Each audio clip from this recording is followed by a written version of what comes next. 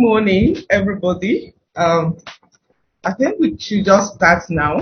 I can see some of our speakers already here. While we wait for others to join in, please, we can just start.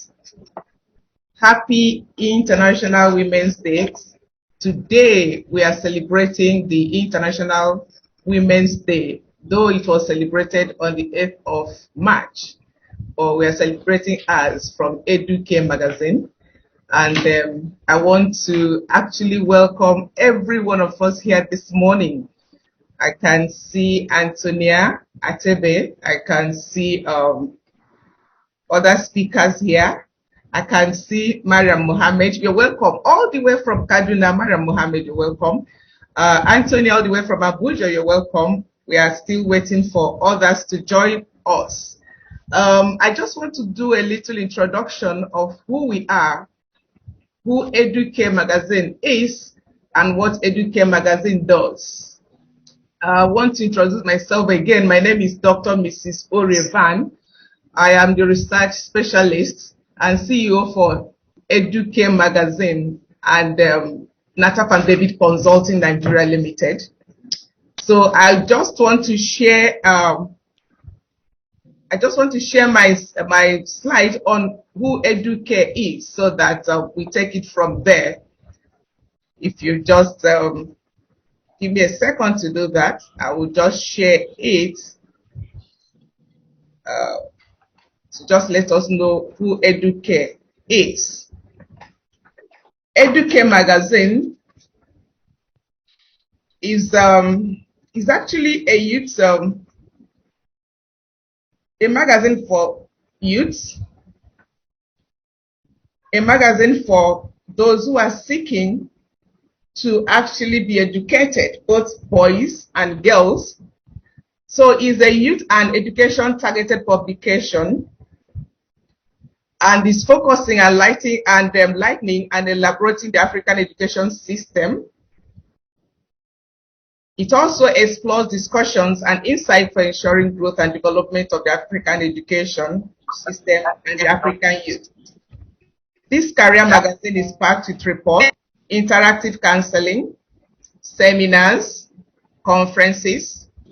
It's a magazine every student standing at the crossroad of life, serving as a light of hope for students caught in dilemma. EDUCARE is akin to a compass in hands of parents who want to guide their children towards the right path. For students who are ambitious, career conscious, and on the lookout for information that can give a clear direction to their careers, EDUCARE is the right choice. The essence of EDUCARE is beyond imagination. The world is swarming with opportunities, yet the youth flounder. The reason is simple. They do not have access to information to help them realize their ambition. The result, at times, is tragic, as they end up compromising. Oftentimes, career choices of children are altered by the demand and choice of parents because they have not been able to get over the "my child has to be a doctor" or an architect fixation. So EDUCARE is available to give a guide. You can visit our website, www.educaremagazine.com. You can also subscribe to our YouTube channel, EDUCARE Magazine. Thank you so much. With this little introduction to who EDUCARE is, I want to also do an introduction of our guests today. Like I said, we have a lot of them here today. We have a lot of speakers today, and I'm going to start to call on them one after the other. Now, I just want to make a little introduction also to this celebration, the International Women's Day celebration. And this introduction I want to make is a write-up by Laurie S. Ashford. And this is what he said. He said, the right to education for all has been an international goal for decades. But since the 1990s, women's education and empowerment have come into shape sharp focus. The Millennium Development Goals agreed by world leaders at the UN Millennium Summit in 2000 call for universal primary education and for closing the gender gap in secondary and higher education. These high-level agreements spawned initiatives around the world to increase girls' school enrollments. Changes since 1990 have been remarkable, considering the barriers that had to be overcome in developing countries. In many traditional societies, girls are prevented from attaining their full potential because of lower priority placed on educating daughters who marry and leave the family, and the lower status of girls and women in general. Families may also have concerns about the school fees, girls being taught by male teachers and girls' safety away from home. Governments and communities have begun to break down these barriers. However, because of overwhelming evidence of the benefits of educating girls, for few investments have also as large a payoff as girls' education. Household surveys in developing countries have consistently shown that women with more education have smaller, healthier, and better educated families.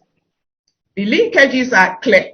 Educated women are more likely to take care of their health, desire for fewer children, and educate them well, which in turn makes it more likely their children will survive and thrive in adulthood. Research by the World Bank and other organizations have shown that increasing girls' schooling boosts women's wages and leads to faster economic growth than educating only boys. However, when women earn money, they are more likely to invest in it in their children and households, enhancing family wealth and well-being. Other benefits of women education captured in studies include lower levels of HIV infection, domestic violence, and harmful practices toward women, such as female genital cutting and bride burning. This is from Laurie S. Ashford, a freelance consultant. He wrote this when he was writing about population health and women's issue for 20 years. Thank you so much. And at this point, I want to welcome Dr. Mrs. Oyetola from the Ministry of Education to give us the keynote address by the Commissioner of Education, Lagos State, Honorable Folashade Adefisayo. I'll deliver a keynote address by the Honorable Commissioner for Education in Lagos State, Mrs. Folashade Adefisayo, in commemoration of year 2022 International Women's Day, today, 10th March 2022. I am delighted to be in your midst this morning as the world celebrates year 2022 International Women's Day. I equally congratulate in a special way EDUCARE for aligning with the theme for the United Nations observance of International Women's Day, which borders on gender equality today for a sustainable tomorrow. The year 2022 celebration is pivotal for the achievement of gender equality in the context of climate change, environmental and disaster risk reduction, which are some of the greatest global challenges of the 21st century. It must be stressed that without gender equality today, a sustainable future remains a mirage. In the same spirit, this edition of International Women's Day commemoration is in recognition of the women and girls who are leading voices on climate change adaptation towards a sustainable future. At this junction, I commend women and girls who have been effective and powerful leaders and change makers for climate adaptation and mitigation, rape cases, ritual killings, abductions, insurgency, and other social vices that stare us in the face.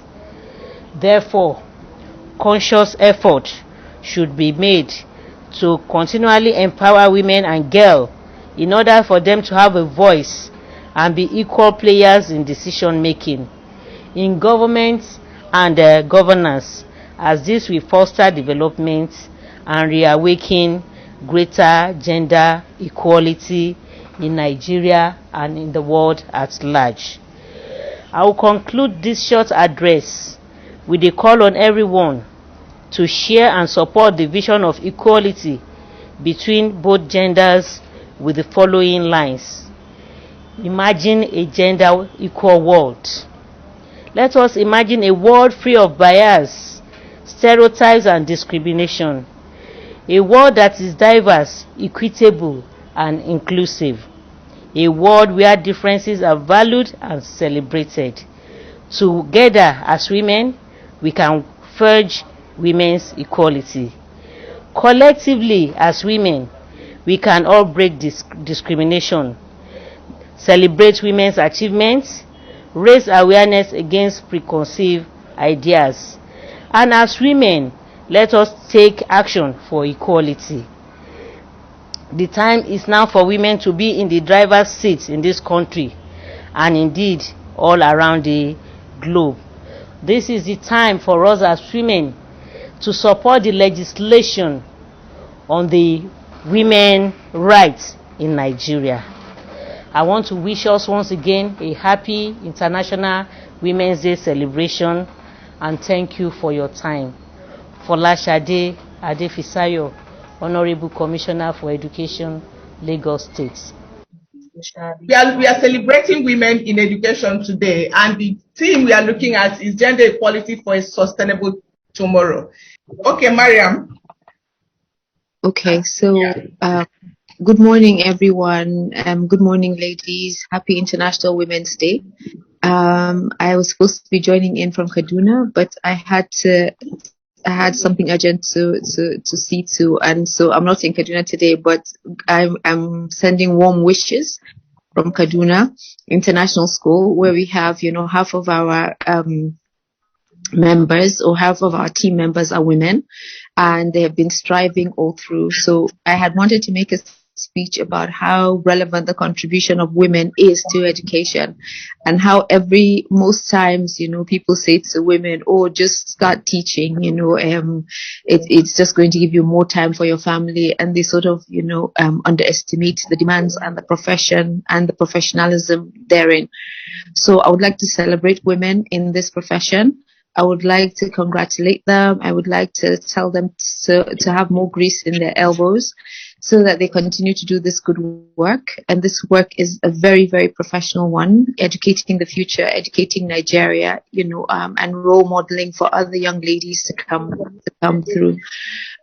So congratulations again, EDUCARE, for this celebration and this program. I thank you very much.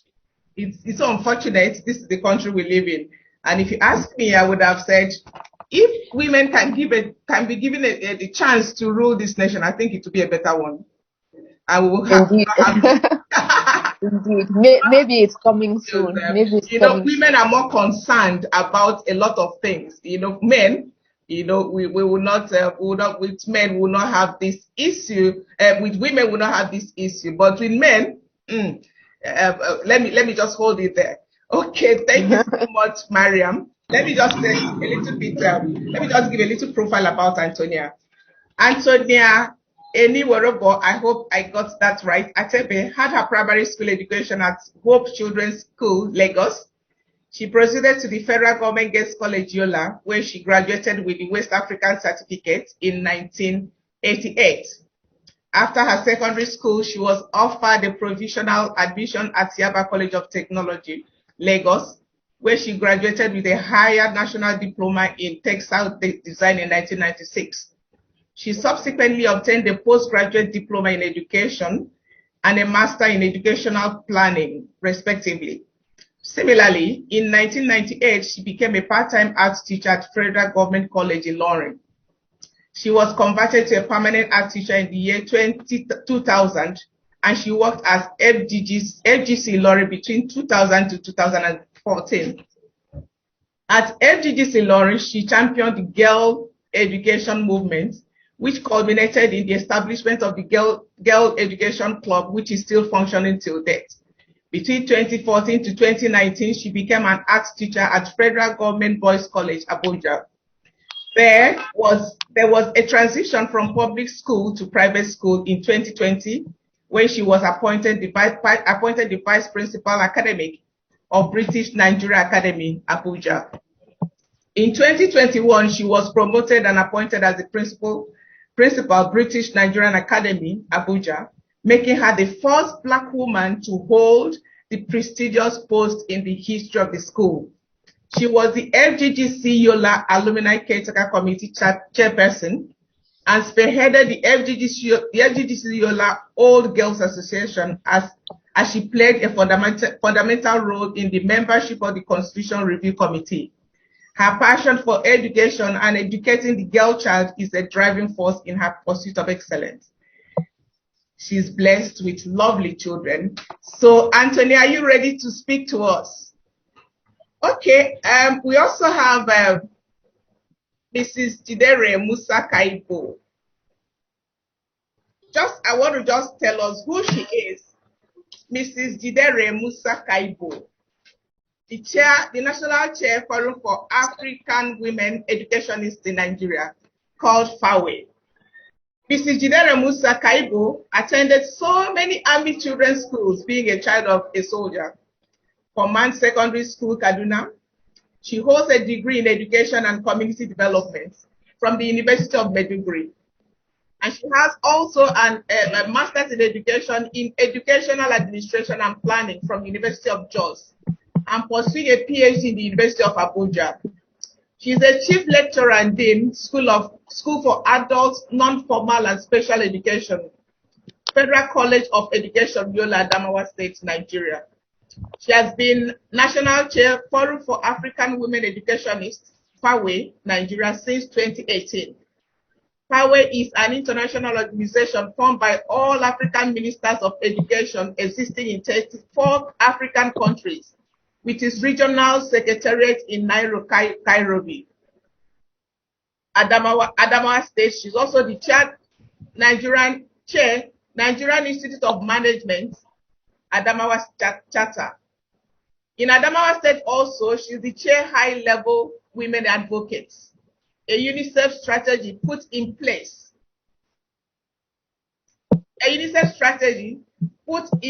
To advocate for education issues for girls' education, which includes but not limited to health, education access, retention, completion, and quality, community mobilization and sensitization. She has 13 international and 5 national researches with DFID, TDP, EDOREN, UIN of Sussex, UNFPA, ADSUBEB, and NCCE. She also has 47 journal publications, 47 conference papers, 7 book chapters, and conducted several trainings for teachers at basic education and SBMC members at state and national level. Mrs. Kaibo is married to Musa Kaibo, the former head of service at Adamawa State, and she has 5 lovely daughters. And I'm also glad to say that she's also a grandmom. Mrs. Kaibo, you're welcome. Thank you. Okay, you're welcome. Thank you. Okay. So we are looking at the girl child education, and you have been an advocate for years. You know, all these journals, I wish I would have all of them, please. I would need to have them because I couldn't just imagine sitting down to read so many journals and publications. It's awesome, and the work you've been doing. And I want to thank you for honoring this invitation. I'm so happy about that, and welcome. Like you know, we are looking at the girl child. We are looking at gender equality for sustainable tomorrow. We are looking at our tomorrow for our girl children, at the girl child. And thank God, woman, that you have been doing so well, so much on this. Please, can we share with you your experiences and what you have to say within this team, gender equality for a sustainable tomorrow? Thank you. Yeah. Thank you very much for inviting me. Thank you, EDUCARE. I wonder how you found me. In my we have a way of finding you people. I was shocked actually when I got the invite. Thank you very much. Let me start by saying that that EDUCARE is doing a wonderful job, and I'm very proud to be invited on this very auspicious day to share with us what we've been doing in Fawe, what my opinions are about some of the issues on gender equality. Let me start by saying that gender equality is a right. It is a human.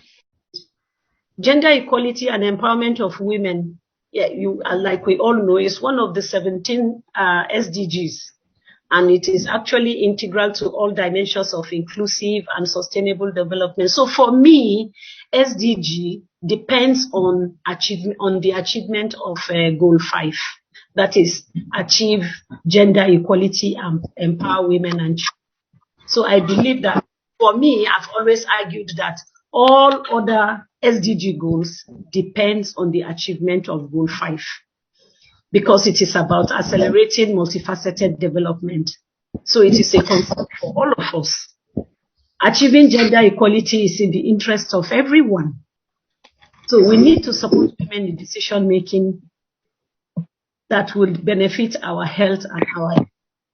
You understand why I'm saying that all other goals, achieving other goals, depend on the achievement of Goal 5.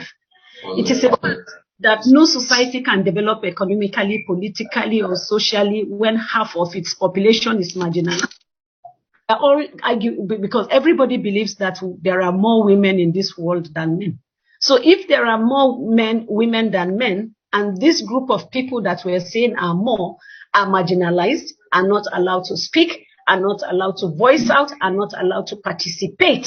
Okay, so if we're saying that this large population, which we all claim with sensors and all sorts of data, that there are more women than men, and this group of persons that you're saying are marginalized, I don't know how we can be talking about a sustainable development when they are not allowed to participate. So gender equality and sustainable development, as far as I'm concerned, are inseparable. The fact is that the implication of not providing women and girls equal voices, choices, opportunities affect not just the women's lives, but the future of the whole world, the whole planet, believe me. Because evidences abound and reports have revealed that progress is slow and uneven. So that is, and believe me, no one is honestly asking why. Because if people are asking why, and people are providing honest answers, then we shouldn't be where we are. We shouldn't be talking about these things by now. We all know that United Nations, from reports I have read, the United Nations data show that 19% of women between 15 and 49 years have suffered physical or even sexual violence, or both, in the hands of partners or people close to them. Married women suffer same, either in marriages or unions, and do not even have the free hand to make their own decisions about sexual relationship, contraceptives, and good health. People were celebrating IWD, that is the International Women's Day, on the 8th. I was sober. I was very upset that I did not even say a word on that day.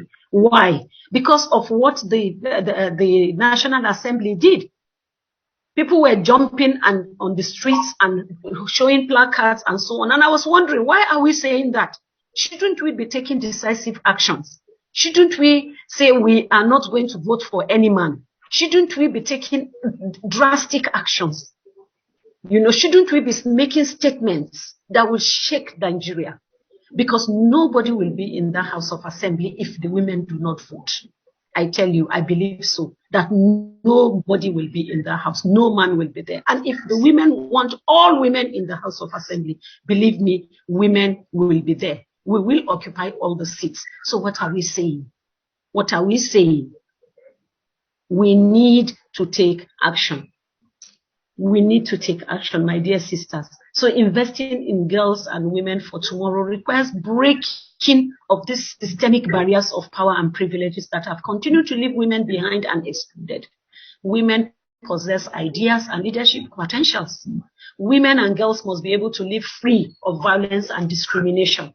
But how will tomorrow be has always been my question. How will tomorrow be? Tomorrow of my grandmother, tomorrow of my mother, hopefully tomorrow for my grandchildren. These are things that we should not allow to continue. Our tomorrow should start now. When our legislators are rejecting 35% legislative, they have 65%. Why the worry about 35% for legislative seats for women, as well as 35 reservation for political party leadership for women? This does not say well about Nigeria's march towards gender equality and general progress.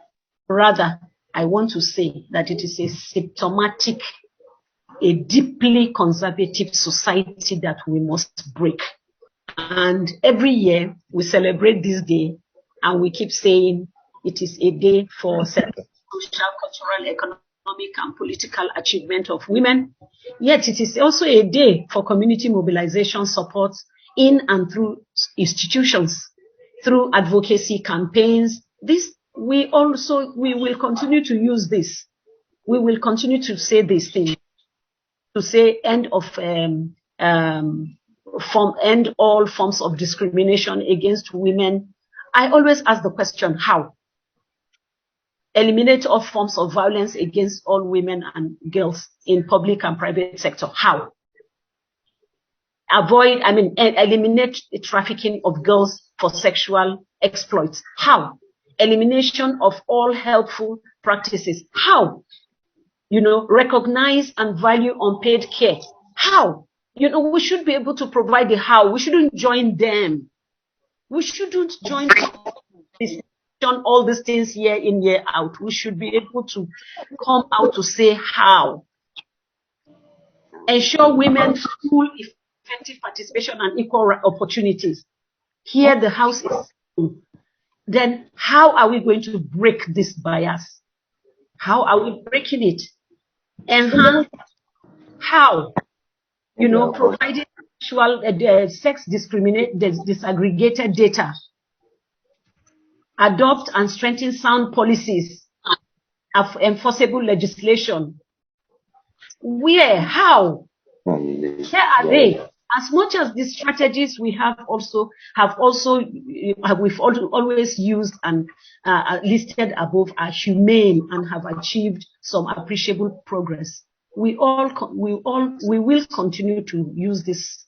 However, there's a need for us to take decisive action, like I've said earlier, and that we must break the bias. No one must be left behind, my dear sisters and brothers. We must work as a team, and my team means everyone achieves more. That allows common people, humans, achieve uncommon imaginable results. Better tomorrow is achievable when all human rights, including gender equality, are protected, respected, and fulfilled. At this point, ladies and gentlemen, I would like to commend individuals and organizations that are moving in vigorously and talking against disadvantageous social norms that continue to leave women behind. My take home for all of us is how to break the barriers. Not stop at lamenting on the, but how do we break these barriers? When people complain, tell them to provide solutions. Anybody in the House of Assembly that does not support the 35 affirmative action on all the gender equality issues tabled before the House of Assembly should not be voted in, should not come back to the House of Assembly, and they should tell us why they are not. We don't have to push for these things to happen. They should happen naturally. But at the same time, I would like to call on women that you are not giving power on a platter of gold. Nobody gives you, you take it. And I believe that if we all come together, we will take it, we will accomplish, and we will get to where we want to get to. Thank you very much for giving me this opportunity to say a word. Thank you. Thank you so much, Mrs. Kaibo. When you were asking everything, you were asking how. And for me, I think that is the reason why we have these celebrations each day. And it seems from what you're saying, it seems that we are not actually giving solutions to all the questions. Women should be this, how? Women should be that, how? Women should be free, how? And that is the solutions we are asking for. And honestly, Mrs. Kaibo, I was thinking you were going to give us about five answers to the hows that you have asked. How do we how do we do this? How do we do that? How do we break the bias? How do we free women from some of the ridicules we find ourselves in the society, in the workplace, even at the legislative floor and all that? And well, I think we'll still come back to you because I know that you must have a help. So we shouldn't just celebrate this day and make the fun fair and do the hashtags and break the bias, breaking the bias with our mouths and not do nothing. And I want to tell you that Mrs.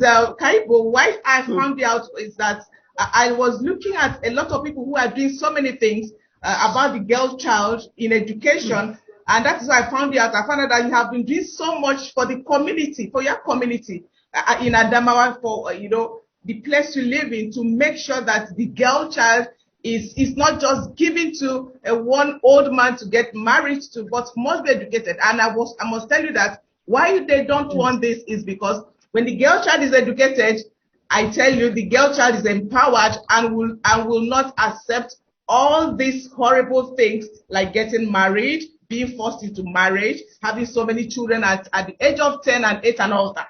And these people, they feel threatened that if women are educated, will rise up and will kick against all these things. To their own, they feel it is to their own detriment. But they forget that when you educate a woman, the whole nation is educated and is saved from a lot of ills. Well, let me just hold you there. Thank you so much. We are going to come back to you, Mrs. Kaibo. And I like the fight. I like the fight we are actually fighting to break all these powers that hold us down in every sector and in this nation and globally. Thank you so much. I'll come back to you again. And of course, when the question times come, I hope you still be available to answer some of the questions. I want to also tell everyone here that if you have a question, just put it at the chat box. It will come up later. We'll bring those questions up later, please. Type them down. We'll call you up to ask your questions. And when the time comes, then if you want to receive this conversation, just type your email address at the chat box. Thank you so much once again, Mrs. Kaibo. I love that. I love the simplicity of your presentation. And I can see that Mrs. Fumi Johnson is up now. I want to know if you can come up, Mrs. Fumi Johnson. Are you ready for us? Yes, I can. Are you ready for us? Yes.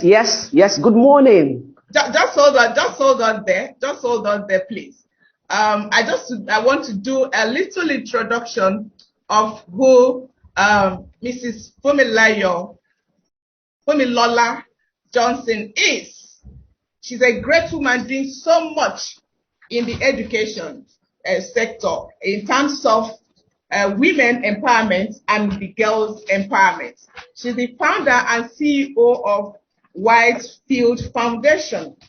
And at this point, I want to do an introduction of who she is and some of the achievements she's recorded. Yes, Mrs. Fumilola Johnson is a certified international financial corporation trainer who consults and trains SMEs in money management. She's Chief Executive Officer, Whitefield Foundation, a not-for-profit enterprise that provides support for educationally disadvantaged children in Africa. She has also been involved in several relief and empowerment initiatives, especially targeting youth and women in Nigeria.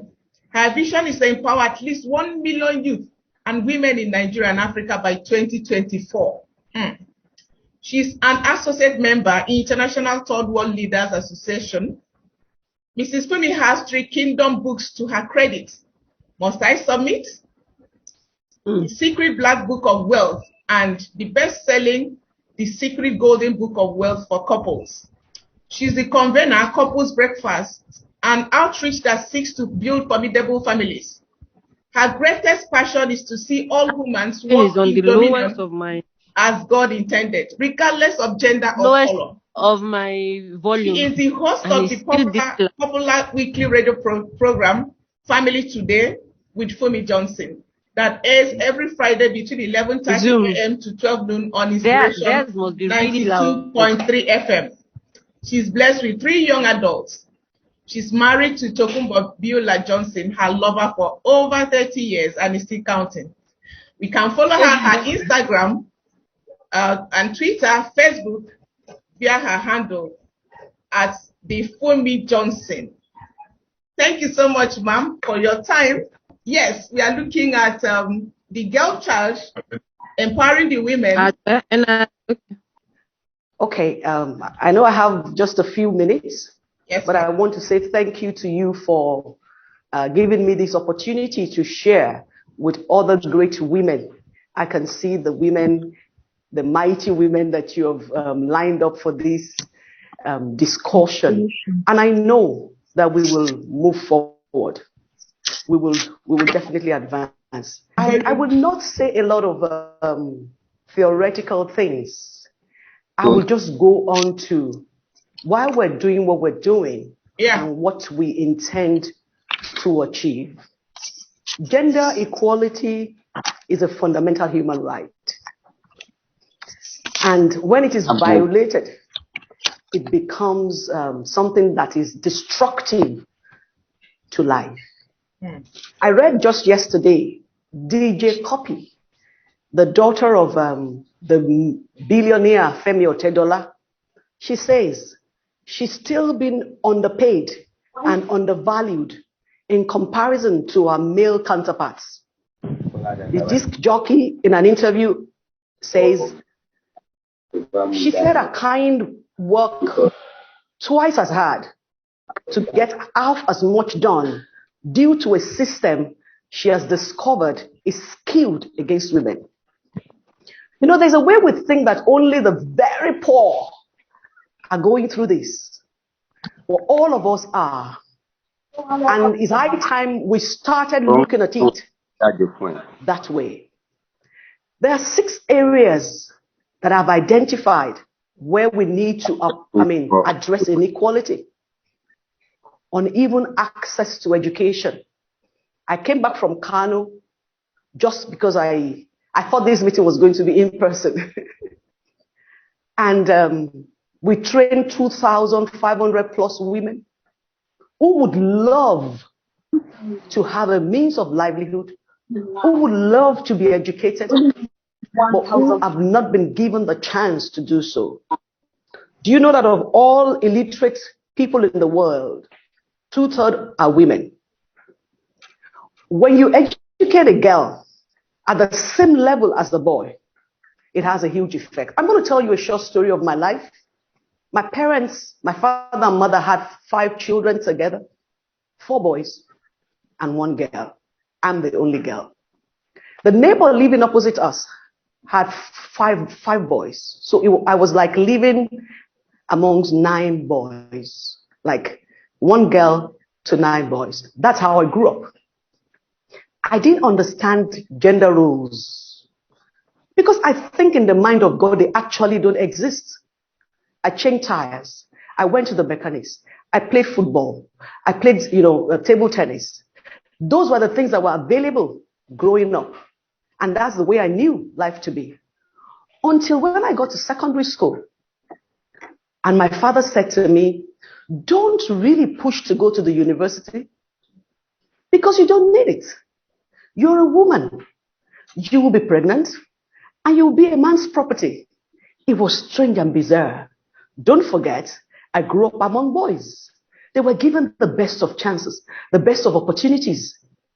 I thought it was a joke. Until when it was time for JAM, I wouldn't be given a chance for a JAM form. In fact, I was packaged to a school of nursing, a technical college, or teachers grade 2. Those were the schools then where the tuition was free and government was still given a stipend. I was heartbroken. At 14, 15, I already was anemic. I had migraine. I had ulcer. I didn't have the will to fight my father. Yeah. But I knew that Why something you was can wrong. it's because that's what she was. My late mother of blessed memory, she was pained, but she didn't have a voice Papa, it is because correct women were allowed in to that be kind of seen and not to be heard. more people So than you're wondering why I'm passionate about what I'm doing. exactly more people My than mother more sneaked me their parents used to be away like that. from Ibadan. We were living in Ibadan to Abeokuta, to my grandfather, to her father, my maternal grandfather. The truth is You know, about and then I was able to, that's she just was it. able to package me to go to school. I couldn't make it to the university because if you didn't do JAM, you can't go in. So I went to the College of Education, still anemic, still with my migraine, still with pains in my heart. But I made up my mind. I'll find a way out. In pain and shame, I stayed in the school for 3 years, waiting for an opportunity. With the degree, with the NC, I was able to get a direct entry form to University of Lagos. By that time, I was getting bolder and bolder. I was able to get direct entry to Unilag. And when I got to the gate of that school, I said to myself, whatever is the best in this place, that's what I'm going to get. I graduated as the best graduating student in the school at that time. And I realized after 3 years, my father had given me 150 naira, but my grandfather then was giving me 10 naira every week and some extras. I said this story to say something, but for a man like my grandfather, and for a brave woman like my mom, I wouldn't be speaking to you today. That was why I made up my mind. I will do all I can to reach men and women and to let them understand the way to bridge gender discrimination is to give the woman the same platform that you give to the boy, that you give to the man. Today, my parents are both dead. I run my father's estate. He apologized before he died, though, because he realized he didn't need me to be a man to be a proper child. So I'm saying equal. There is employment inequality as well. There are some jobs that you won't give to some women. There is job segregation. We think that some jobs are better suited for men. What about lack of legal protection? I thank God for Babatunde Fashola. He was the one that started in Lagos the gender violence team and legislated some laws such that if a man beat his wife and you are able to get to that unit, they take you out of the house, they lock you up even before they start asking. If someone gives birth, the first thing you want to ask, is it a boy or a girl? If it's a boy, your laughter is 110. If it's a girl, it's about 80%. Except, of course, if she had been barren or had not had a child for like 10 years, that's when you accept. Even we women, we think that we are inferior to the man. Now, so how from my own story is this. Be like my mother. Give the girl a chance. Be like my mother. Do not separate the work in the house. Washing plates, cooking, changing tires. They are not gender-specific roles. No, they're not. Anyone can do them. Train your boys to handle household chores. It is responsible living. Those are the little ways that we can change the narrative. And then let us begin to push for companies, organizations to allow the biological difference in a woman to be accommodated in the workspace. What do I mean by that? A woman will get pregnant. She's going to have a child. She's going to have to nurse the child. Why don't we make it mandatory to have a creche? Why don't we allow for women when they have children or when they're pregnant to work remotely? COVID-19 has shown us that we can still make money working remotely. A woman is a nurturer. She naturally wants to be where our offsprings are. We can make that possible because we need to realize that if we don't do that, what most women are doing, they will nurture their children until those children get married. And when they now get married, they go back to them because they do not have a life of their own. And they go and destroy their homes because they start monitoring. Oh, how many pieces of meat? How are you treating my son? They're not supposed to be there. Or mugo, or trying to help our children take care of their babies. It's supposed to be at the call of the child. It is not your role. You are helping them. Let them decide how far you will go. A lot of mother-in-laws, they go to their son's house and they want to legislate. They don't have control over that. These are little things we need to change that would make a difference. I want to stop now so that I would not say what the other speakers have said or will be saying. But I want to shift the table a little bit. Women, we cannot take the power from the men. We have to make it happen by ourselves. Empower a woman. Train a boy. Establish inequity. And then we will have a better society. Thank you. Mrs. Johnson, thank you. I was just, in fact, I don't even know how to explain it. I was carried away by the story, and it's such a motivating story. Your story is such a motivating story because looking at you, beautiful woman, elegant. I wouldn't have thought you went through this to get where you are, and your own. And this is what we women should do. We should be able to take our own. We should be able to take our stand and take that which we ought to take that belongs to us. We shouldn't allow circumstances, the environment, family to relegate us to the background. No, we are not fighting to be the head. Because when you talk, or when people say, gender equality, somebody said, no, I don't want to talk about it. I don't want to talk about it. It's not correct. No, we are not saying we want to be the head.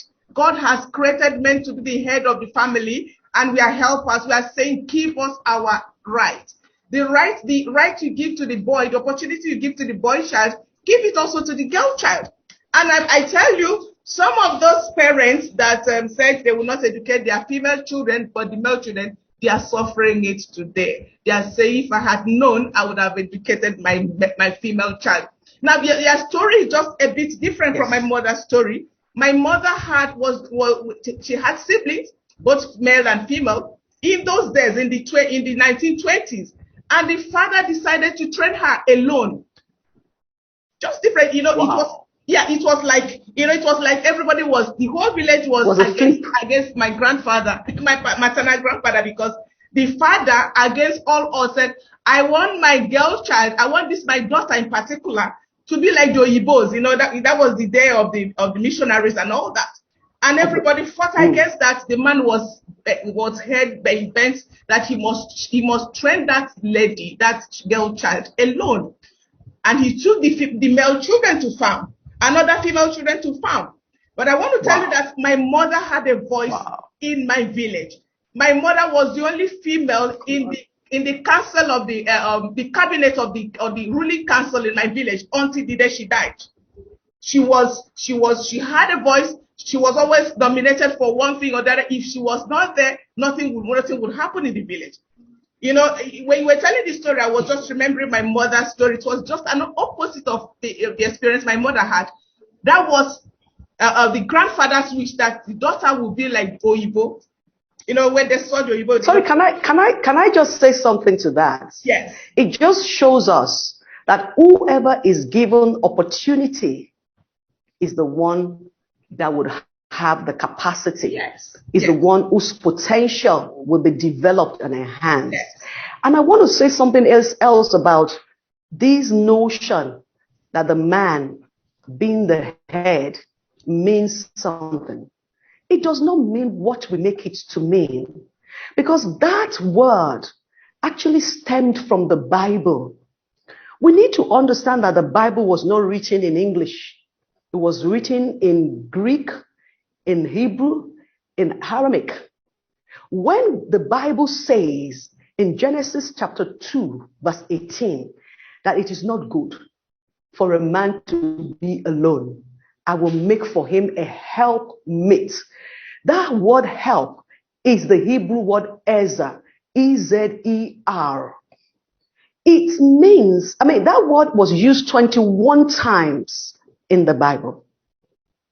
It was used 3 times to refer to woman. Then it was used 15 times to refer to God. And it was used the other, I think, few times to refer to the nations that came to help Israel. That's what Ezer means. Savior, support, standby, wait, defender. The English dictionary did not have the right etymology description of that word. And that's where even religion has further pushed the woman down into a subordinated status. So we begin to see headship as superiority. That's not what it means. If it was not good for a man to be alone, then the woman cannot be inferior to the man. The Bible says, because you brought up the head, that's what I'm saying is. It says before God, there's no male, there's no female, there's no Greek, there's no Jew. God is a spirit. And we are made in the image of God. Spirit has no gender. I don't want to keep explaining Bible here, but I want you to understand that we all have failed in describing what God had in mind from the beginning. So we should go back. Genesis chapter 1 verse 26. It says, let us make man in our own image, after our likeness. In the image of God created he him. That's verse 27. Male and female created he them. Verse 28. And he blessed them, both of them, at the same time. He blessed them and he said to them, be fruitful, multiply, replenish the earth, subdue it, have dominion over the creations of my hand. So we all have missed it. The man being the head has a completely different meaning from what the English understanding of headship means. Nobody is contesting who is head, because God did not say that the man is the head and the woman is the tail. The Bible says Jesus did not take equality with God something to grasp. Even though he said the head of Christ is God, he still established that Christ and the God, Father, they are equal. We are not debating equality. God made us equal from the beginning. So we need to go back to our homes. That is why I'm the Covenant Couples Breakfast, where I train men and women to understand what it means to be headship and how a man, if he gets it right, can be even the Messiah of his home. The head serves. That's why it says you love your wife to the point where you give your life. If you understand that, you will never, in fact, you'll be careful to say I'm the head, because you know what you're saying is I'm the one ready to die first. So it's because you mentioned that, because that's where my milk flows. So, so what I'm saying is, even a lot of times, religious leaders, they have misled the community. That's why I talked about societal mindset.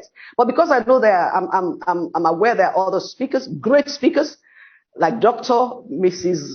Sarah Olubi Johnson. She is one of my great mentors. I love her and I respect her. You have a good line of speakers. So the ones coming after me, they are mightier than I am. Whose shoe latch I'm unworthy to untie. So let me stop. Thank you. Thank you so much. In fact, I felt we should just continue on that line of discussion.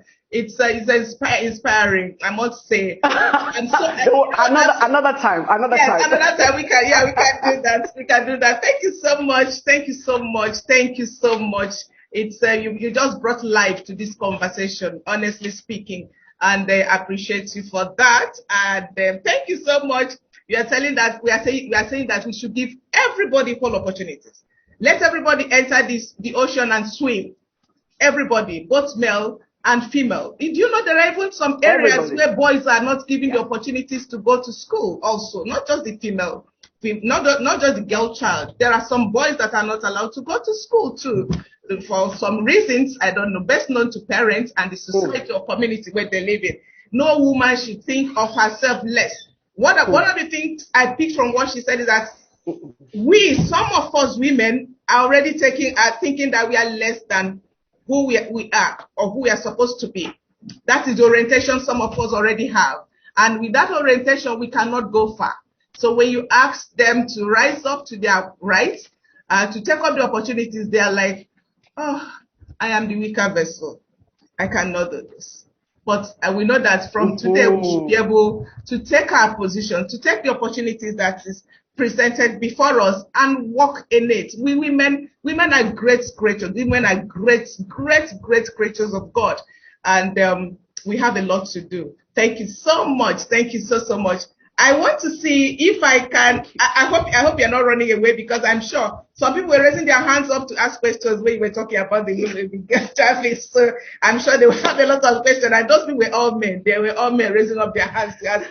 I don't know, Buhari, Wisa, do you want to ask a question? Your hand has been up.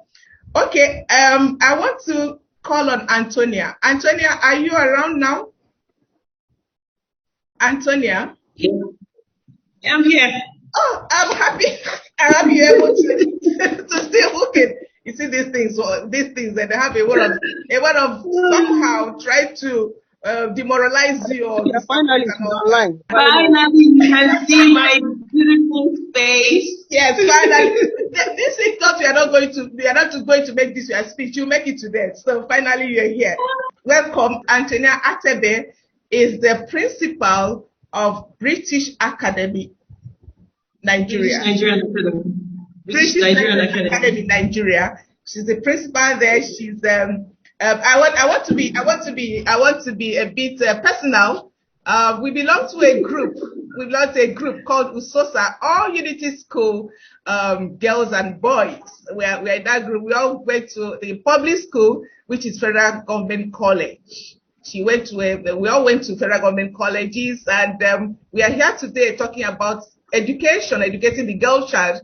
She went to a federal government college, girls. I also went to a federal government college. I wish I attended the federal government college, boys and girls, so that I would have been able to show my muscles that you see I can also do more than these boys. Because I remember when I was in primary school, I attended a Miss school, and the boys were always waiting for me on the road to beat me up. You know why? Because I will always take the first position. I'm proud of that. I mean, they will always wait for me to beat me up, and I was always carrying my shoulders high and say, what boys could do, I could do better. Welcome, Antonia, please. So we are welcoming Antonia to give us what she has on the girl child, on gender equality for sustainable tomorrow. Thank you so much. Welcome. Thank you very much, my sister from USOSA. Thank you for this opportunity. Yeah. I want to also especially thank EDUCARE magazine. I will not take this opportunity for granted. I also want to thank, I can see somebody in the house. I heard somebody's voice in the house, the person of your mic Manaji. Thank you for this platform. Well, today we are celebrating gender, we're celebrating women, we're celebrating the girl child. And with the topic, gender equality for a sustainable development. I just want to take us on a journey. And I would just like us to be attentive and listen as we go on this ride and see where we have missed it, where we can make amends, where we can make corrections, and then we all will be happy. So when we talk about gender equality, what are we talking about? The last speaker said, we are not trying to take the lead because we have all been made equal before God. That is very true. But we're talking about gender equality. We're talking about having equal rights, equal access to resources, equal access to opportunities, equal access to economic and political participation. That is what we're saying. Give us a voice. We want to be heard because we are equal. Why the discrimination? We're saying it is the fundamental right of the girl child, is the fundamental right of the woman. It is a necessary foundation for a peaceful and a prosperous, sustainable world. Gender equality is very necessary. All girls should be enrolled. They should be given equal opportunities right from the home. Right from the home. I was speaking with some ladies yesterday and I told them, I said, you know, when we talk about gender bias, it starts, the boys should not do chores. All chores are meant for girls. Girls should be the one to wash the dishes, girls should be the one to sweep, girls should be the one to wash the clothes, girls should be the ones to lay the bed. You want to kill her? And while the boy sits down and crosses his legs, what has that turned our society into today? The girl is relegated. She comes out with that in life and has that mentality of relegation, taking the back seat. I am not equal to the boy. The boy is given that opportunity to excel, while the girl is at home, not allowed to go to school. And, you know, these early marriages from the home by our parents, because they feel at the end of the day, if we educate the girl, she will still end up in a man's house. She will still end up in the kitchen. That is a very wrong notion we need to correct today. If you educate the girl child, you're educating a nation. I would like us to take a statistics about our population. What is our population like? But before we do that, I would like to ask the question. Women in politics. Once upon a time, a woman came out and said she wanted to rule this nation. Today, they are clamoring and saying we want equality. But this woman came out and said she wanted to rule. Sarah Jibril. How did that end? How did her political ambition end? She was the only one that voted for herself. So I want to pose a question. Today, from then and now, if another woman steps out to say she wants to stand the lead of our nation, are we going to have the same mindset?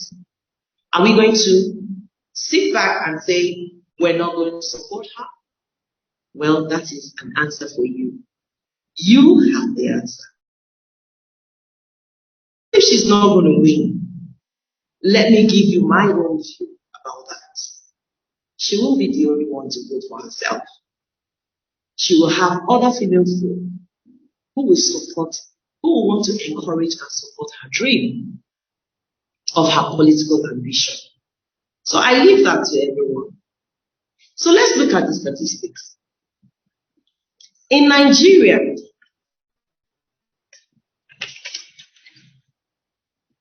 Nigeria accounts for 45% of all out-of-school children in West Africa.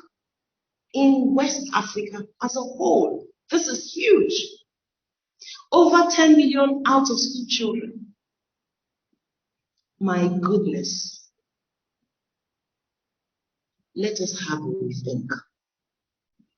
Girls account for 60% of Nigeria's 10 million out of school children. 60%, more than half, 60%, who are facing barriers such as early marriages, poverty, discrimination, and social norms. 60%, that is scary. That is scary. So you can imagine, we are talking about sustainable growth. The girl child. So if you educate 60% of this population of girls, what would you expect? What do you think will happen? Of course, we will have the growth. We will have that sustainable growth that we so clown for. Girls attend, co-educational institution.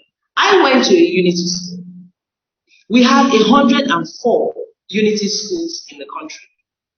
Now, out of that 104 unity schools, 39 of those schools are girls-only schools.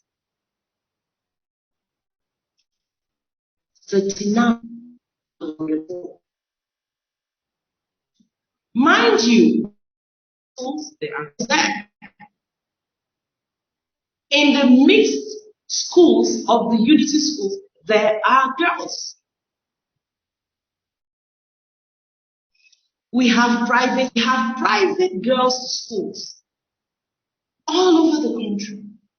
We have girls there. With that population, with that statistics, then we still have 60% out of school that are girls. So add that to the population that are in school. What do you think will happen in our nation? What do you think will happen in our nation? Statistics also shows that nearly 2 out of 3 girls are out of school. Food for thought, yeah. It's high time for us to do it ourselves. Let's not wait for government. Let's not wait for the men folk. Let's take our destinies in our hands. This is huge. Now, what do these girls engage in? If you go on social media, you will agree with me that the highest population on social media, young girls who ought to be in school. Some are out of school for various reasons. For various reasons, they are out of school. They engage in social media, and what are they doing there? They display nudity. Because that is how they feel they can earn a living. Having not been given opportunities from the home to explore and attain their full potentials, they have been relegated. They feel inferior, and they are seeking validation from the male folk by displaying nudity as a means of income. This should stop. It depends on you and I to make this happen for these young girls by educating them, by giving them proper and quality education. And you know the vices that are going all over the place today. Because they seek validation, kidnapping is on the rise. Girls are being killed. Girls are being mutilated. They are being dismembered by the male folk because they want to prove a point that they too can earn a living their own way. Look at what happened a few days ago with the girl from BRT at the BRT bus, or in the BRT bus. A young girl caught down in her prime and trying to earn a living. I'm very sure if she had the right opportunity, she would probably not be doing the kind of job she was doing. and be out at that time of the day. The Yahoo boys are also there. Girls run to them. If they are properly empowered and educated, they will not seek or look up to their male counterpart for financial help or financial sustenance. So we have a problem. What are the solutions? What are those things that actually impede the girl-child education? Violence. Take, for example, the Northeast. Closure of schools due to violence. So what happens to the girl child? What happens to the girls in the Northeast? They are now exposed into early marriages. They call for pogroms. They are out there in the streets. They are out there in the streets. And then you also look at the remote areas. How many schools are there in the remote areas? How equipped are those schools? How equipped are those schools? Do they have quality teachers that will be able to impact the right knowledge and values into these girls? And then our parents, they're not helping. Exposing a young child into early marriage, what will that lead? Deeper poverty for that child. Her self-esteem has been crushed. So what do? We're here today speaking about empowering, speaking about equality for a sustainable growth. What should we do? What are we meant to do in order to take these children off the streets and channel those potentials, those great minds, into achieving full potentials? What should we do? Okay. First and foremost, I would like to say it must be encouraged in all communities across the nation. No matter how little, let's find a way. I remember during the lockdown, and children in the cities had the opportunities to be educated remotely. There were so many challenges being faced in the remote areas, in those local communities. Challenges. How do they even get those equipments to them? It poses a problem. So, we need to get education to those communities. Let's educate both the adults and the children. Let's educate the parents as well. And then let's empower these girls through capacity building. Let's create more opportunities for capacity building and training, empowering these girls. They could be hairdressers, fashion designers. I know there are many organizations that are also coming out to have some, but it's not enough. More could be achieved. So let's get them, let's bring them, take them off the streets, put them in these places, let them be empowered. They can engage in makeup artistry. It doesn't have to be the white collar all the time. Let them get to do things with their hands. Let them be trained. And then to the government, let them formulate, policies that will be gender equitable, that will accommodate both the boy child and the girl child, because no girl child should go uneducated. No girl child should go uneducated. And then, like it was read on my profile, establishment of the girl club, school-based clubs in our schools that encourage them. While I was at Federal Government, college ignoring. I championed, and I think there's one of my colleagues on the call. We championed that, the Girl Education Club, Girl Education Movement, because we felt and we saw that the girls were frightened to express themselves in the classroom among the boys.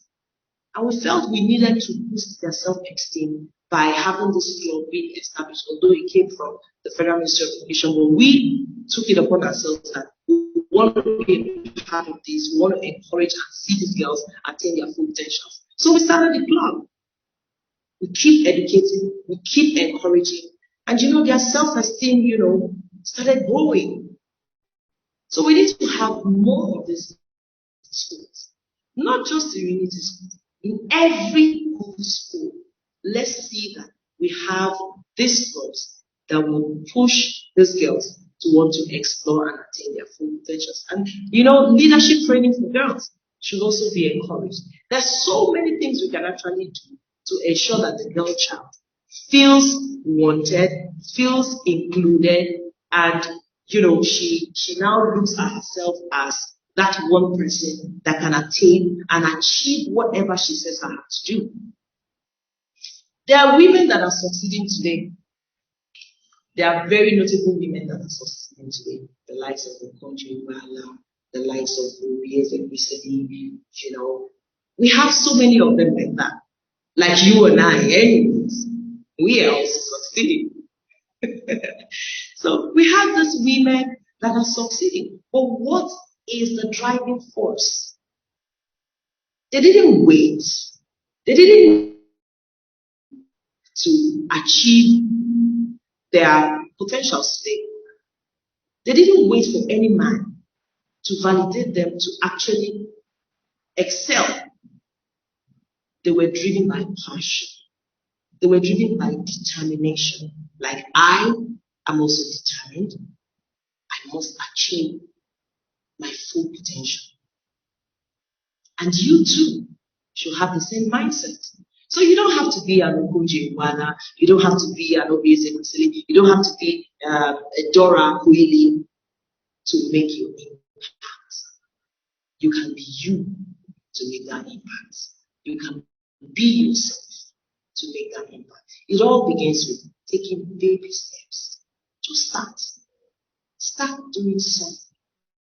Let's really break this bias from the minds of the. Let's bring them to the forefront in the scheme of things. We are not saying we want to take over men. So please, all the men in this house, please don't crucify us. All we're saying is that give the girl child a chance to attain her full potentials. Okay, so as an educator, in my school, there is no gender bias. There's no discrimination. My girls are trained to be self-driven, self-motivating, and they are very creative. Everybody needs to be educated to allow, when they are educated, they have a renewed mindset that the woman also has her rights. We are equal. So don't say that because my husband did not allow. The women, we believe in ourselves. So we say, support us when we decide that this is what we want to do, this is where we want to go. The girl that does not believe in herself needs education, which is what we're saying. Educate the girl child. Give them that opportunity. The parents in the home should, especially the ones that are not enlightened, they should receive education. Let them be enlightened to know that because she is female does not mean she is weak. Because she is female does not mean the boy cannot come and also do chores. There should be that level playing ground from the home. Charity begins at home. Let's educate them from the home. Because whatever you give a child at home, the education the child receives from home, from birth to the time that child is adult, goes a long way. That is the fundamental education for that child. So she has it in her head. I'm not supposed to do this. I'm not supposed to come out. I'm not supposed to. My brother is the one because he's in male. So everybody needs this education. Everybody needs the enlightenment that the girl should be given a voice. So, sorry, we may not have. Can I say something to what the police officer said as well? Yeah. Okay. You know, when we talk about gender equality, a lot of times it appears like it's men versus women. But I think what we're really focusing on today is reorientation of the societal mindsets. We are saying we need to educate ourselves, both male and female, to understand that anything that we're doing consciously or subconsciously that is relegating whether male or female in whatever situation should be addressed. For instance, when I do some things, they'll say, oh, a woman like a man. You're not supposed to say that. Yes. I'm a woman and I do not desire to be a man.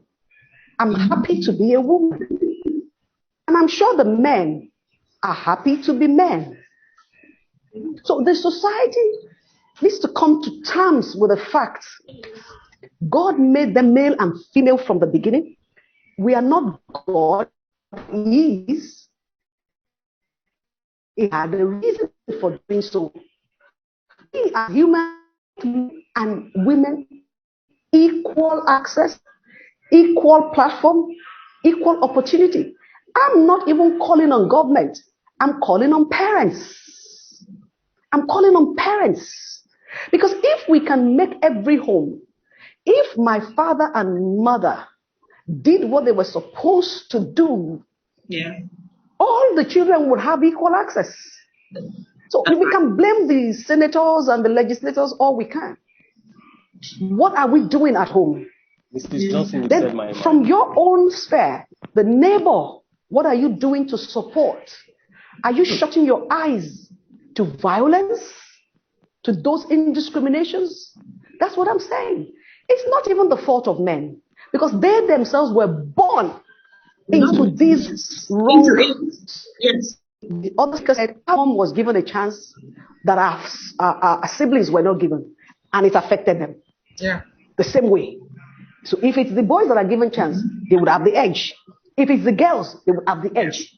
Give equal chance, and everybody will be fine. Yes. So all of us here today, we should hold ourselves accountable that now we have a new mandate to ensure that everywhere we go, we would eradicate inequity and give both the boy and the girl child an equal opportunity. Mrs. Johnson, thank you very much. Thank you so much. Thank you so much. Thank you so much. A lot of people are raising their hands. Victor Agada, are you all right with the answers we are giving to? By the way, very much okay. Yeah? I'm very much okay with them. Okay, because, thank you. From what Ms. Antonia and Mrs. Johnson just said, I don't think we need gender equality or for us to instill moral standards into our seats. It's the fault of the male as well as the fault of the female. So I don't care if they are uncles, aunties, mothers, fathers, whatever they are. We're all humans. We're all humans, and we should just learn that this is our duty. It's a point of duty to all humanity to give a level playing ground to everybody and make our system work. That's just my point. Thank you very much. Okay, thank you, Victor. Thank you, Antonia, for that. For that presentation that actually got to the grassroots. And I also want to say thank you to Mrs. Johnson, because she buttressed the fact that families should be held accountable. I support you 100%. And also, I want to also join Antonia to say that every one of us is accountable. We should go to the grassroots, speak to your neighbor, speak to the next person, speak to people in the office, speak to anywhere you are. Let us get this reorientation that everybody should be given same opportunity. Everybody, both females, both girls. And from the analysis Antonia did on the number of out of school children and all that, and the number of girls that are out of school and all that is overwhelming. And you know what we're going to have? We are going to have a much outburst of what's it called, of population, because some of these girls who are out of school, the next thing they do, they get pregnant, they have children here and there, and these children also will be out of school. And because our parents are not even interested in what these children are doing. You know, you see the children, they are on social media, they are doing one thing or the other, and they are just engaged in all those things, and they engaged in all sorts of ills and all that. So what we should expect, if we are not careful, is that we're going to have huge population of children that have no bearing. They don't have the family background education. They don't have the societal education. They don't have anywhere, and then we have them all over the place. So family is very important in this. We should give everybody the right from the home to the society. Let's stop blaming government for it for once. Let's stop blaming government always. Let's stop blaming government always. If Mrs. Johnson was blaming government, she wouldn't have gone to school. Yeah. She wouldn't have gone to school. So let's take this, let's take it up. And it's a good thing we are discussing this. Let's just not talk, let's take action. There are different groups, you know, looking at empowering girls, women, and all that. Let's take action. Let's go to the community. Let's go to the grassroots. Please, let's stop being in Lagos and Abuja to do this thing. Let's go to the communities. Because most of these foundations, they are either in Lagos or Abuja. What of the villages? Thank you so much. Don't mind me, I've been enjoying this conversation. It's very interesting, and I'm taking a lot home, and I'm taking a lot to my community, to my environment, to my family, to my children. Thank you so much. I was trying to see if the commissioner, she has been calling. I've been on phone. They've been calling me on phone, but I couldn't pick up. I'm sure there's something somewhere they are doing that she has not been able. They have not been able to come in to join us. And I want to know if Mariam Aliko Mohammed is still around. Are you still around, Mariam Aliko? Okay, if she's not around, and I'm so sorry, Dr. Mrs. Sarah Olubi could not join this conversation. She was actually out of town, but she could not join. Thank you so much for how far we've gone. And I want to ask, if you still have questions, please ask. If you still have questions, ask now. You can raise your hand, or you can type Chioma. I can see Chioma Tony Durako. Chioma, you want to ask a question? I'd want to say something. Okay, let me see if I can unmute Chioma so that she can ask her question. Her hand has been up. Chioma, you want to ask a question? I want to say something, a contribution. Okay. Thank you very much for organizing a speech or a conference, virtual conference such as this. But I would like to come in from my own point of view, that each time people talk about gender and all that, they relegate the male gender to the background. We're always looking at gender from the point of view of the girl child, the girl child, the girl child. That's not what it should be all about. We should be able to say to ourselves, train the child from the home. And what do I mean by the child? A combination of male and female. The boys should be made to do the chores of girls, and the girls the chores of boys, so that they don't start feeling unequal in any way. And if you raise your children basically from the homes to know that, look, I can do this, I should be able to do this, and teach the boys empathy. We will have a society that is better off than just going on and screaming out about, oh, the girl is being harassed, the girl is being killed, the girl is done this too and that too. But if we raise children from the onset, the boys, knowing that, look, this wife I'm going to marry is like my sister, I should treat her like I would treat my own sister. And we train the boys to know that, look, you should be able to be helpful at home, helpful in society, and we look at them if they're going the other way, not doing things the right way. We should be able to call them from the onset and say, look, calm down, this way, that way. That's not how to do things. But when we leave them and say, oh, he's a boy, or man, it's a man's world, we're not doing them a favor at all. So we should be able, as parents, to raise our boys well. Raise them to know that they should be responsible citizens of our nation. That way they grow into responsible men in the society. We have overflogged this girl child thing for too long. And so we're leaving out the boys. We're not doing well by them. The home, we're losing out. That's what I think. So let's not keep flogging the girl child issue. Let's look at the boy child, raise him properly, tell him the way to go, and I surely tell you, he won't depart from it. That's my take. Thank you. We've been celebrating Women's Day. We've been talking about the girl child, empowering women, empowering girls. And this worry gives us so much worries. You walk on the streets, you see boys all over the place out of school. Some are in hotels, some are doing all these yahoo things, and nobody ever talks about the boy child. Nobody ever talks about the equality, also according equality to the boy child.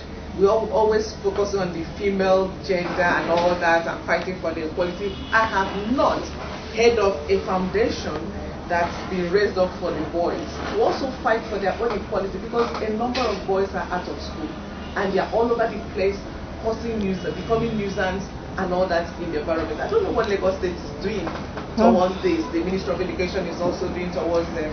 Also empowering the boys and fighting for their own equality in education. I will start from the last question you asked. Lagos State is known for excellence, and that is why we are being referred to as the center of excellence. The boy child in Lagos State is given equal attention as that of the girl child. There is an initiative by the office of the wife of the governor, Mrs. Ibijoke Sanwo-Olu, called the Boy Child Initiative. And the idea behind this is because in Lagos State we discovered that the boy child is being neglected in many contexts, and you find most of them on the streets as area boys, as urchins, or what we call. And we saw that this boy child have been neglected. So Lagos State government took up the initiative and launched the initiative of the boy child under the auspices of the First Lady.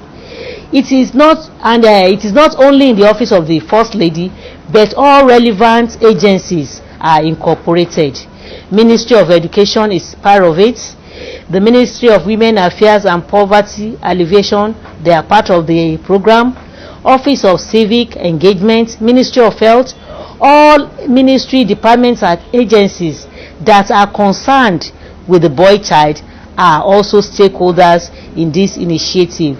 And it is about bringing our boy child that is of school age back to school, thereby reducing the number of out-of-school children, bringing them back to be engaged in useful activities instead of them being engaged in vices such as yahoo, gambling, and others. So you see that Lagos State is in the lead when it comes to that initiative in Nigeria.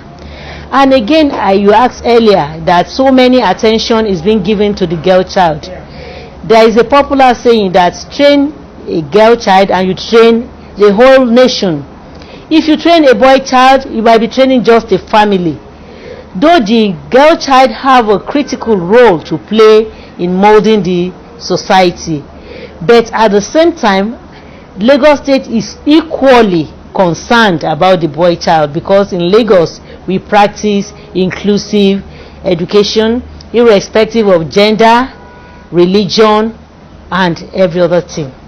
When we look at the population of students in Lagos State, the gender parity index gives us an indication that the male child attendance or enrollment in school with that of the female is almost at par. Wow. And yes, I know you will do a wow, because it is only in Lagos State that you will see such a result. In other parts of Nigeria, the girl child is being marginalized. But like I said earlier on, we practice inclusive education, irrespective of your gender, your age, your color, your religion, or your tribe. All children have equal opportunity to education in Lagos State. If you have been here, there was at some point we're saying that we should give this opportunity to both girls and boys, not just the girls. It's just unfortunate that I've not seen any day for celebrating men or whatever. But we have said here that both girls and boys should be treated equally and given same opportunities to explore their world and all that. So we're not just saying the girl's child should be given. We also say, but we notice that it's in record that the people that suffer most of this negligence are the girls. The girls are all in it, in being relegated to the ground, to the back and all that, and not allowing to go to school, asking them to marry and all that. But I know that there are some cultures where the young boys are asked to get married. I have seen a young boy of 15 years old, who has a wife and children. I was like, wow, how could this? That means the wife should be like 10 years or 12 years. So we're also asking that both girls and boys be given opportunities to education and all that, and empowerment too. Thank you so much, Chioma, for that contribution. I'm still asking Buhari Muazu. Buhari Muazu, you want to say something? Hello, Buhari, you want to say something? I don't know if anybody still has any question. I do.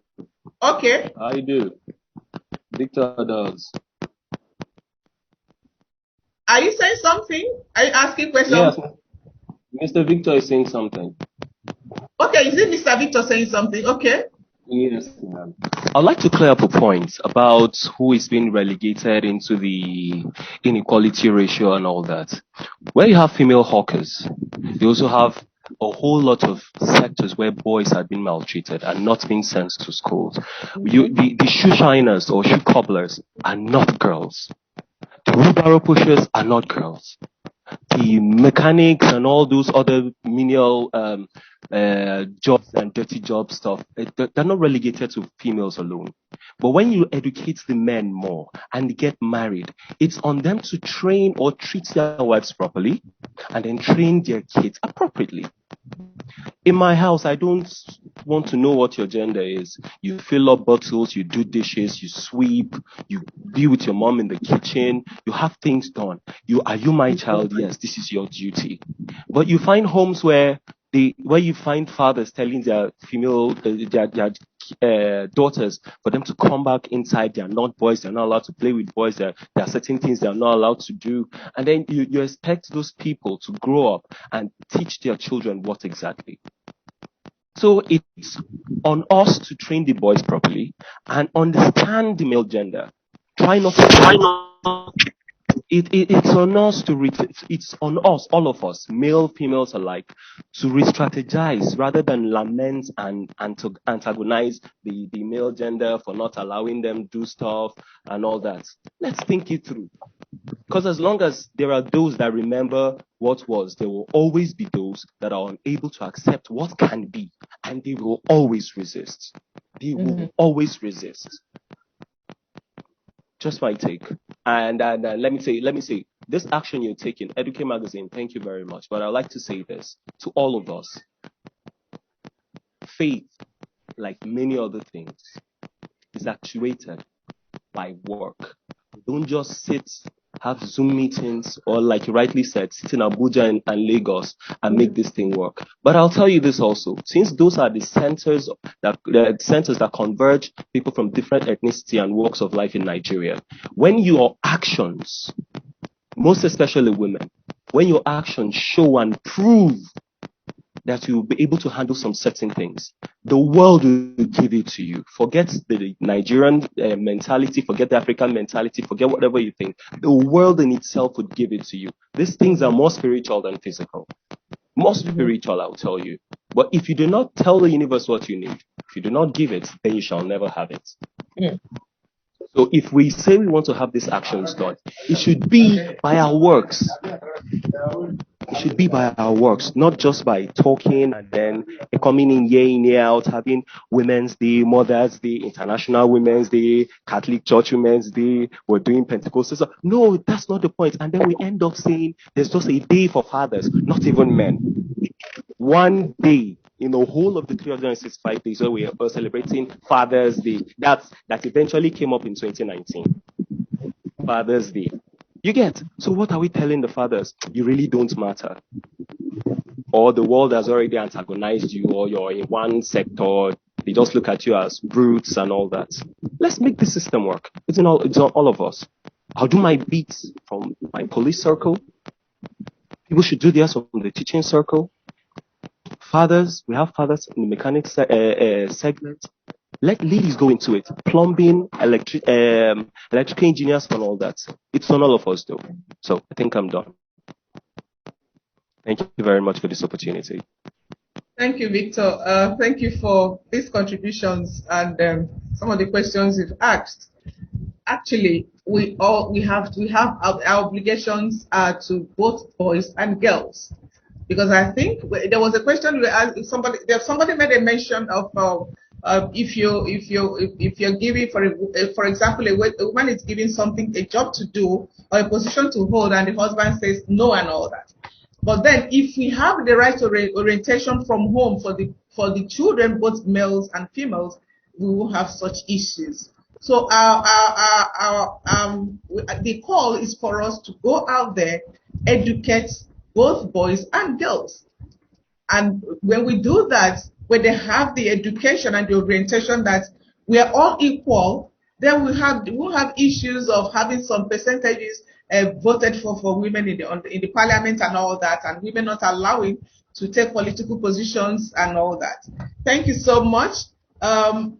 I'm still asking Buhari Muazu. You have a question? Your hand has been up for forever. Otherwise, if you don't have any question, I want to ask. I want us to start rounding up this conversation, and I want to ask Mrs. Fumi Johnson to come back and give us some parting words we'll go with today.